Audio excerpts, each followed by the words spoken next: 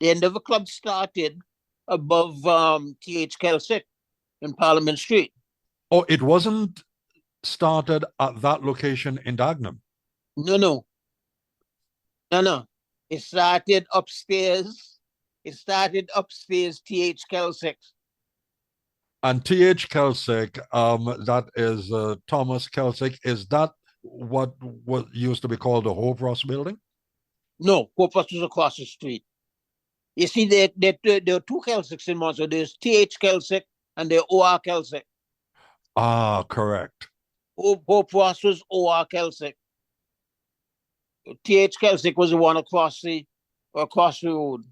And then at the other diagonally across from T.H. Kelsick was Mary G. Pond with John Wade Yeah. and Wade. And then where Royal Bank is in later years was another tall building, a two-story building. Downstairs was Mr. Eid, right? And not no, Emmanuel was the theater, and Hatch was the only one. But anyway, this was John Eid. John Eid was up there. He had that store, but upstairs they had a when Endeavour Club was very elitist and they would blackball you. There were certain elite people they wanted up there, like the socialites of Montserrat, the thing, and they selected who they wanted and blackballed. And Chris Fenton, to his credit, decided he's going to start one for colored people upstairs, Johnny's place. Okay. I wasn't aware of that. You see, and funnily, after a while, so that's where the colored people used to. A lot of the colored people used to go there. I mean, a few of them went to Endeavour Club too, right? But most of them belonged to that. They used to go. That was their social club, which was right across. They could look across at each other, Amazing. right? And I'll give you another little story. Some years after Sonny Ben, after his travels in Trinidad and so on, came back, and he was running the bar up there. Just to let people know the reference to Sonny Ben, I mean, Mr. Sonny Ben, as he was known, I think that's the only name I knew him by, had a very, very popular uh, dance hall, restaurant, bar in the Up in trial. Yeah, trials, and same that one. was called Bamboo Hut. Hut. Well, I tell you how far Sonny Ben and I go back. Sonny Ben used to come down from trial because we lived at Jingo's. I was born at Green Passes on the hill, but my parents and everybody Jingo's, right? Um, and Jingo's and Sonny Ben and the other guy we used to call him Black Sam. They would come down and do like yard work and so on for us. And Sonny Ben used to put me on his back and take me to Kingsale School. Sonny Ben. So Wow. always special for him, you know what I mean? He, because a little boy, 2, 3 years old, trying to walk from Jingo's to Kingsale School, I could keep up with these guys, and because they had the hard work and so on, they did with himself and Sam, and the other person who helped me there too was Dunstan Roberts. They would they would take turns to carry me on their back to Kingsale School, where Miss Dunbar was the principal at the time. Fantastic stuff. And you know, Doc, just no, so just shifting on from that now back to your adult life when you were in business and you were doing your chicken and eggs business. You were also the as I said before, the chief veterinary officer. How did you find the time to do all of that? Chief veterinary officer, captain of industry in the poultry sector, involved with the Emerald Community Singers, writing songs, popular guy about town who knew all the hangout spots and everything. How did you find the time? Well, look, there was nothing else to do.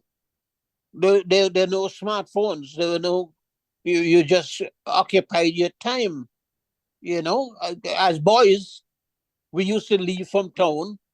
Um, Ken Allen and I became real good friends. I mean, he was older than me. He always called me.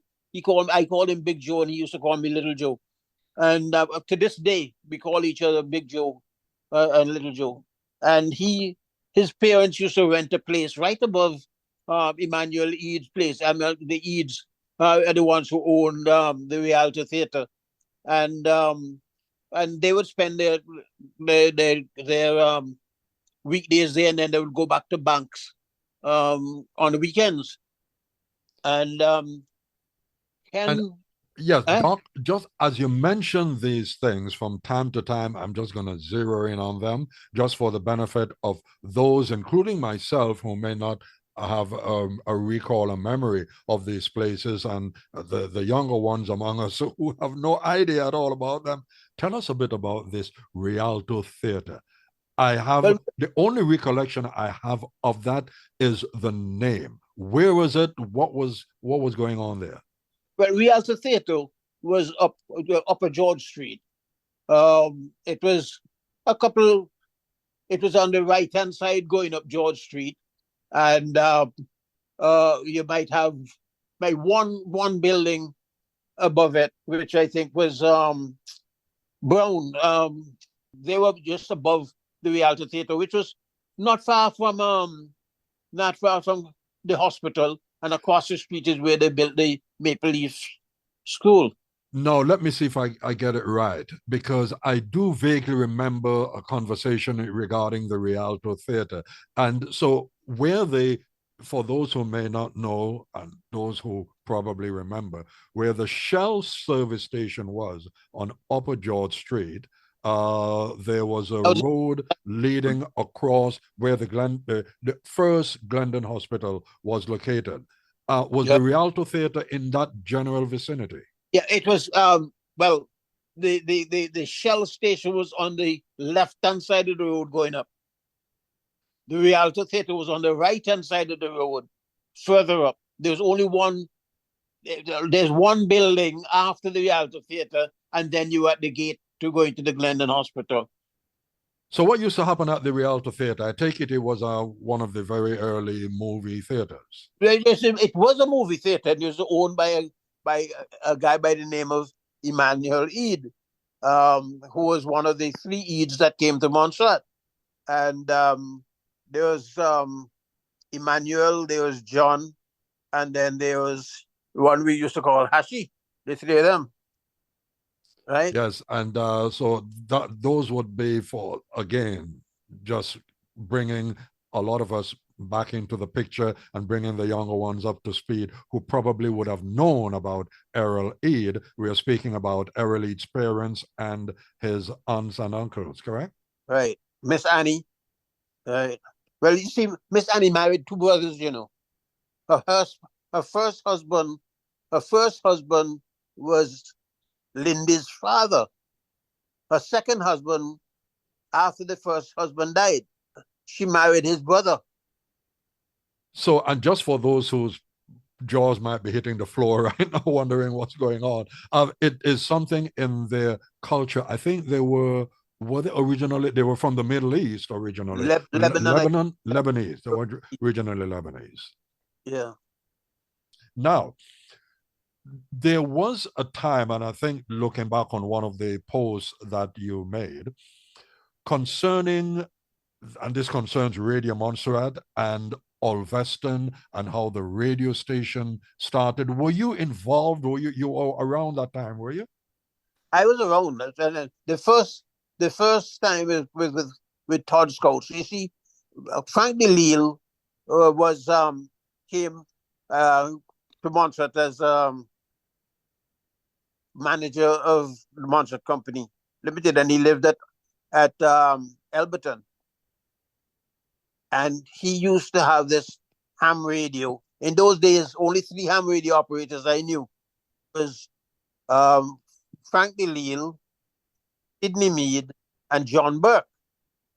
John Burke was cable and wireless. Sidney was just Sidney, and Mr. DeLille. Now, after DeLille left Alberton, he built Ulveston House, and that's where he said he put in the water. He got electricity from the mountain running pipes down a hydroelectric thing, so he had electricity there. And he built this house, beautiful house with a downstairs cinema. And we used to have, because of the, I tell you, the elitist people, Todd and him, of course, they were all friends. And he would always allow us to camp at Orveston, where they had the first runaway in Montserrat. That's where we used to camp. He was Yeah. a ham radio operator. And he would invite us up, like on a Sunday night if we were camping, to watch movies and so on. He had a theater, a little home theater built in downstairs where his ham radio stuff was. And then they decided they would start this radio station, and it would come on Sunday nights for about 2 or 3 hours. And the theme song was the Blue Dam Nude.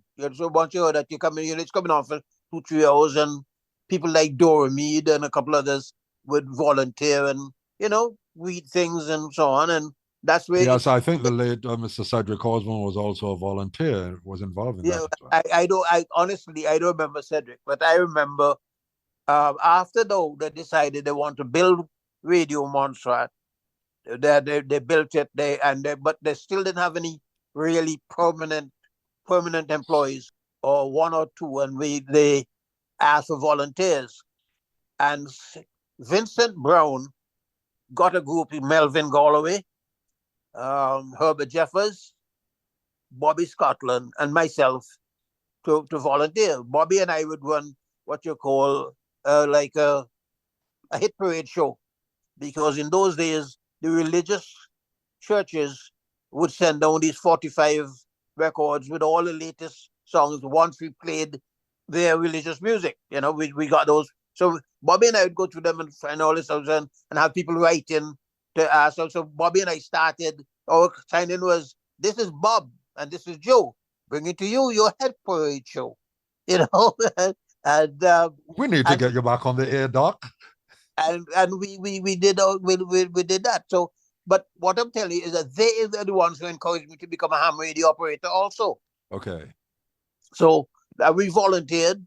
Herbert read the news. Melvin played jazz, and I don't remember what Vincent did, but that was the group: Vincent Brown, Melvin Galloway, Herbert Jeffers, Bobby Scotland, and myself. And then eventually the government of the day got involved Exactly.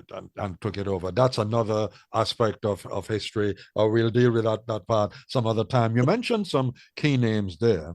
Among them, you started off with Frank DeLille.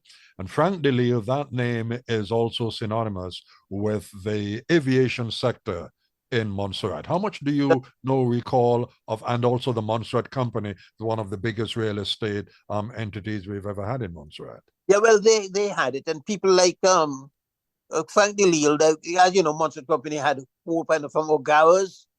They had Richmond Hill, all the way. They had Orveston, Richmond Hill, Foxes Bay, all that was Montserrat Company. And Frank DeLille was in charge of. Fred Bazzi used to be one of their managers. Fred Bazzi, would that be Major Bazzi? That's Major Bazzi. Okay. But then he was just a corporal. Well, before he became Major Bazzi, and he was my boss at one time in my very early years at Radio Montserrat. I think he had administrative oversight of the radio station. Kept us pretty much on the very, very straight and the very, very narrow. I can tell you that you didn't step out of line with Major Bazzi at all. Yeah, well, he I don't know himself. He had me on some rough manners too. And after I was, well, Blackie started a cadet corps at MSS, and he had to write exams and so on. And Vincent was in charge of it, and there were three sergeants. Of course, you had to write exam to decide what you're going to get, and whether you're going to get a stripes or whether you're going to be a private or what. John Morgan, Percy Atherton, and I, the three of us, were the only three who became sergeants. The corp, I can't remember the corp, but I know one of the corporals was Magella Castle. I don't remember whether it's the Magella. I don't remember who the other one was, but there were one or two others. But in those days, you had people like Wilson and Tony and all those guys who were there. We used to have camps at O'Garro's and sometimes up at Trance, and that's how. Oh, plus, after I left the Cadet Corps, I wanted both Bobby Scotland and I wanted to learn to play a blowing instrument. I wanted to play trumpet. Bobby wanted to play trumpet. I used to play the piano a little, and Okay. Ken Allen will tell you to this day that I taught him how to play bass on the piano. Anyway, Fred Bazzi go up and says, everybody want to play trumpet, they have other instruments. So at the same time, Zandoli, he wanted to play a trumpet too. Of course, Zan is a little older than I am and so on, and he got there first. So Fred gave himself and Bobby the trumpets. And he said, and Jackman, you play the euphonium. I said, the what? I I never even was heard about it. to ask you the what? I said, I don't even know what the hell that is. Euphonium. He says, you don't have to worry. The fingering is the same as the trumpet, but the mouthing is different. And whenever a trumpet becomes available, I'll let you do it. And that's how I began playing the euphonium. Yeah. But So being in the you're band, also a musician. I should say a fairly well accomplished I musician wouldn't say as well. accomplished. What did I you wouldn't play in say any bands as such? Did you play in any bands? steel band. You played steel band too. Yeah. Who did you play with? I played with All Stars, which was Lindy's band, and I played with Blue Skies, which is the band from King Sale. What instrument did you play? Well, yeah, well, in terms of the steel band, what pan did you play? I used to play the alto pan, and I started off on the sixth note, but I was just playing six notes. It didn't make sense to me, so I graduated to an alto pan that had a few more notes you could play from, some tunes in it and so on. Who were some of the people who were involved in those steel bands with you? Okay, Lindy started the steel band called All Stars, and in it he had mostly secondary school boys. Ken Allen, Ken Castle, um, Bob O'Tongue, that's Reynolds from Kings Hill, Desmond Taylor, John Martin, Augustus Allen, and a few other guys whose name I can't really recall at the time, but that was basically it. You know, we Yeah. were, we were the first steel band to go to Guadeloupe, and when we went to Guadeloupe, we used to have excursions. These long excursions on a weekend and so on. They would take up a netball team and a football team, and we went to play. When we began playing on the dock, those people came looking up under the pans and so on to find out where this music was coming from. We're the Wow. very first steel band that went to Guadeloupe to play music. Wow. I'm going to trigger your memory again now. Note this date, October 29th of October 2024. You wrote on social media, "Good day, all. How many Montserratians remember when every radio on the island was battery operated, when the lights were from gas lamps hung up at sunset and removed at dawn?" And you say, "I remember those days, some of the most interesting in my life." I have no clue about those things. Tell us No, about those. you don't remember those? That's before that's even before my time. Well, what happened is we used to have we actually had gas lamps. They would bring them. They stored them in the public works yard, where the public works was just there above the treasury. That's where the public works was in those days. Above the treasury in town. So It, where they yeah, had that warehouse back from my day, so back in the 70s, I know there was a warehouse there, and then there and was right a above that is t-shirt, a t-shirt factory, and then behind that was the Defense Force headquarters. I'm just trying to place the location for those so in of my that generation. where the defense force station was where the public works was before they moved. Oh, really? Yeah, Okay. Never knew that. that's where the public works was, right in the middle of town. And DC Todd was the who went to Montserrat as a police officer. He became the director of public works. I remember a Mr. Todd associated with Public Works. I think we're speaking of the same person then. It's the same person. He was also the leader of Third Montserrat Scout Troop. Yes, Mr. Todd. Yes, he was very much. I mean, his name again is associated with scouting in Montserrat, and I didn't know about those other involvements by him. Fantastic. Continue, Doc. Tell us more. Yeah, what is it you wanted to find out? Well, you told us about the radios, well, from your Oh yeah, October 29th yes, post. So radios on the island being battery operated. I remember growing up in our house, we had a Pi radio and a Grundig radio. Those were the big old time yeah. valve radios. But I have Well, no clue about, well, when you say battery operated, are you looking at transistor radios with this? no. I'm not talking about transistor wasn't invented yet. My goodness. These are the days where they had two, and the best ones came out of Germany, which was the Grundig, and another one called the Blue Spot. Then the English ones were like Pi, and then we began getting some from Canada and from the United States.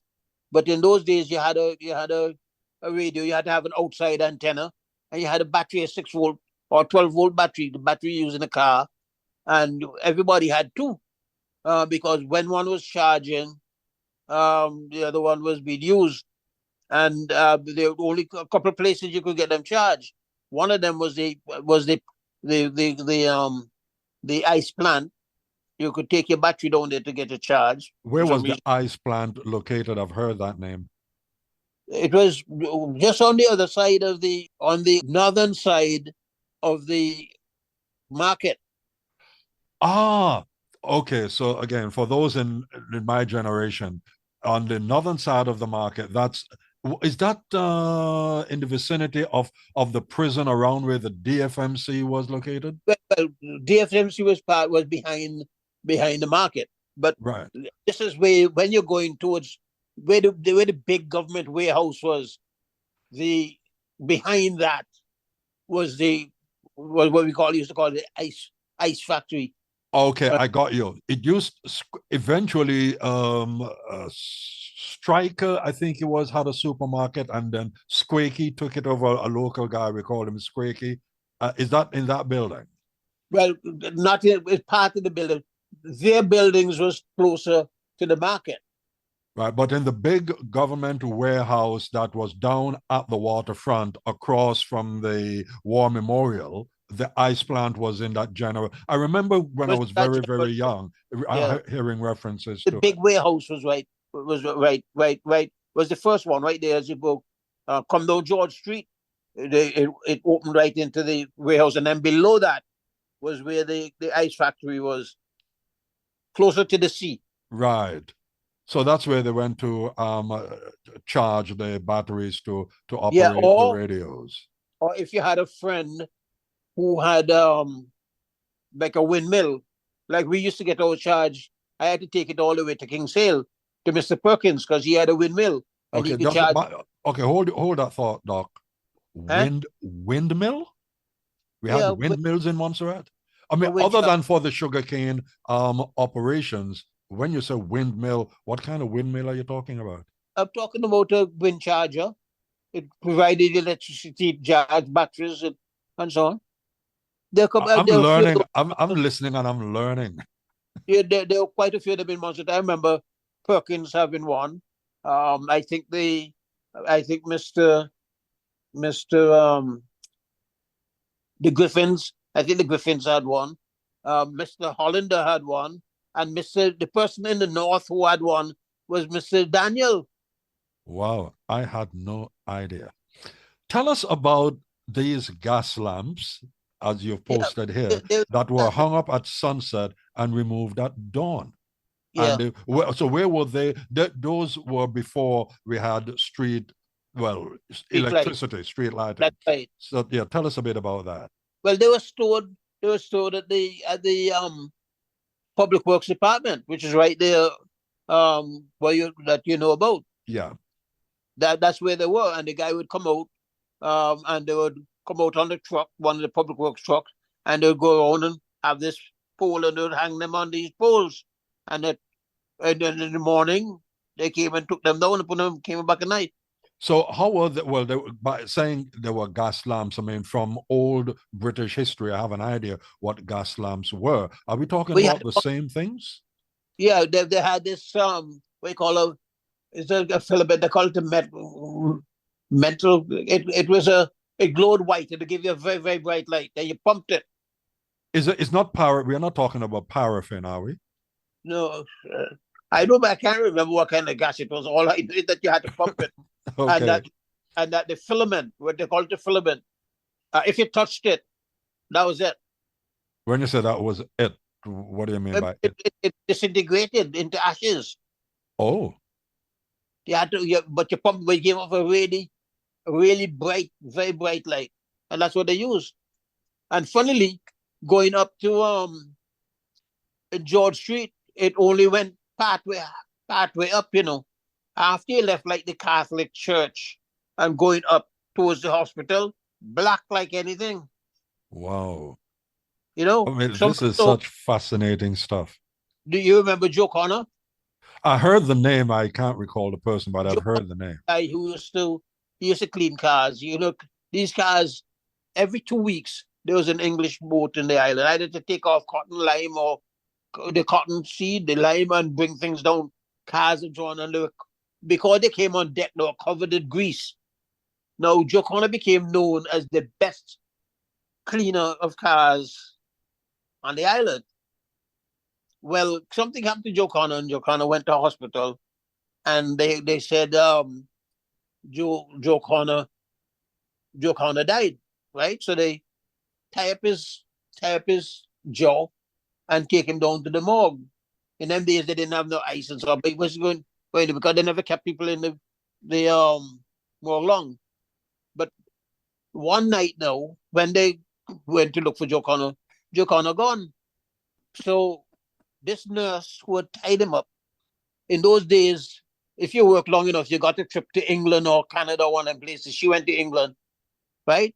And she's going back. So she's going up. She's going up to do night duty. It's dark, right?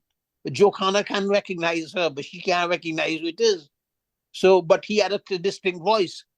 So, when the Joe Connor said, "Night nurse," she said, "Joe Connor," and the woman took off, running to the hospital. When they get up there, they had to console her. I don't think she ever got back normal. This is not just a sort of a old time story. This is something that actually I've heard elements of this story. Or this actually happened. It actually happened. So he died. Let me make They, sure I got this straight. He they died. thought, He supposedly died in Montserrat, no, but she was a nurse who said he died and sent him down to the morgue. Then she left and went on long leave to England. On her way back, in those days, after you work with civil service, you got a long distance trip. You could either go to Canada, you could choose where you wanted to go, right? And she didn't know that Joe Connor was not buried, that he revived. Nobody must have told her. So she's going up to work at night, and Joe Connor is coming down. And when they passed, Joe Connor said, "Night nurse," and she recognized the voice because he had this distinctive voice. And she took off running to the hospital. When they had to sit down, and Nurse Cadogan and them had to look after the woman. yes, I remember Nurse Cadogan. So what happened? What happened between the time he was taken to the morgue and sometime like weeks or days or later when But she he encountered him? What continued, happened between that time? he continued doing his work, cleaning his cars and doing his stuff. So how did he get out of the morgue? But I tell you, they, they, apparently the gate was open or whatever, but he had not got out. They let him out because he must have made noise, or after he woke up, he must have been in a coma or something, and got out, and they let him out. But they obviously didn't tell listeners, or she never heard the news. I've heard some stories. A lot of them were, back in the days. I don't know if they still do it now. That you sit around, or the elders would sit around and tell these what we used to call jumbie stories. Or Nancy stories, yeah, yeah. Yeah, Nancy stories, but this is as true as it gets, and it's scarier than any zombie story that I've heard, Of and course, I've heard a few in my life. but I am, I can witness this because I know Joe Connor very well, and I knew the nurse very well too. I used to So spend did a lot. did you and did you also encounter him after his quote unquote resurrection? Oh yes, oh yeah, like all the time. He used to clean cars for anybody who bought in. In those days, the people who were bringing in cars were Montserrat Company. Wall used to bring in call. After Wall used to do, then MS Osborne got into cars and long after. But you Montserrat Company, Wall Kelsick even we used to bring in Morris. Um, and so on. So we had a few different people, but Joe Connor cleaned all the cars because he was the boss of that. He had that job tied down. Wow. Well, Doc, I mean, this has been fantastic and so captivating. Would you believe that we've spoken for an hour? We were meant to talk for half an hour, so I'm going to divide this into two segments, and I'm sure that we're going to have to come back to this. There's so much more to be told, and you've just put so many ideas in my head regarding these anecdotal quips and reviewing Montserrat's past history and the way we were, even though the way things are the way they are at the moment. That's not the real Montserrat. I think we're just So, in transition, as it were. But I thank you so much for taking the time this time, and I'm coming back for more. Okay. Any any final words from you? any time at all, Mike. I enjoy talking to it and passing on the little information that I have because there's so much of it that's not that's not true. Well, tell you what, Doc, we're setting the record straight once and for all. Okay. And Yep. again, as I said, I thank you really so much for taking the time and sharing your fantastic, encyclopedic, lived history of Montserrat with us. And I'm coming back for more. Thank you Okay, very Mike, much indeed. thank you very much. But let me tell you just one thing. I don't have any place to go. I don't work with anybody. I live at home. And anytime you're ready for me to do it, I am willing to talk. Okay? So don't worry about that. Thank you very much, Doctor. Really. And on behalf of all of us Montserratians and others interested, really, really do appreciate it. Thank you very much indeed. Thank you. Well, all the best. Bye.